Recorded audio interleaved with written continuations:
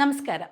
ചെന്നൈയിലെ VGP golden beach amusement പാർക്കിലെ റൈഡിൽ യന്ത്രത്തകരാർ. ഒരു ഇഞ്ച് പോലും അനങ്ങാൻ പറ്റാതെ 36 പേർ ഇരുന്നത് 3 മണിക്കൂറോളം നേരം.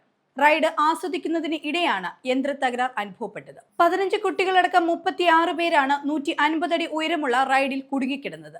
പിന്നീട് അഗ്നിശമന സേനയും രക്ഷാപ്രവർത്തകരും എത്തിയാണ് ഇവരെ താഴെ ഇറക്കിയത്. തിങ്കളാഴ്ച വൈകുന്നേരമാണ് സംഭവം നടന്നത്. 36 പേരടങ്ങുന്ന റൈഡ് വൈകുന്നേരം 6 മണിയോടെയാണ് ആരംഭിച്ചത്.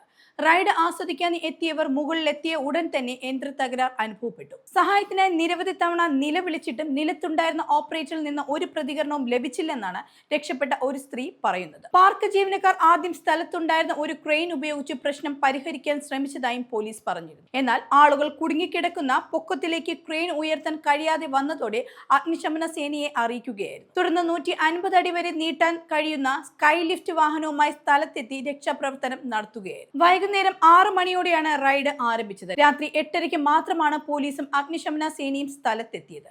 VGP മാനേജ്മെന്റിൽ നിന്ന് ഒരു പ്രതികരണവും ഉണ്ടായില്ലെന്നാണ് നാട്ടുകാരും ആരോപിക്കുന്നത്. ഇതിനു മുൻപും ഇവിടെ ഇങ്ങനെ ഒരു സംഭവം ഉണ്ടായതായി ആരോപണം ഉയർന്നിട്ടുണ്ട്. ആളുകൾ 20 മിനിറ്റ് നേരമാണ് കുടുങ്ങിക്കിടന്നത്. എന്നാൽ ഓപ്പറേറ്റർ മെഷീൻ പരിശോധിക്കുകയോ റൈഡിന്റെ പ്രവർത്തനം പൂർണ്ണമായി നിർത്തുകയോ ചെയ്തില്ലെന്നും സംഭവ സമയത്ത് ഉണ്ടായിരുന്ന ഒരാൾ പറഞ്ഞിരുന്നു.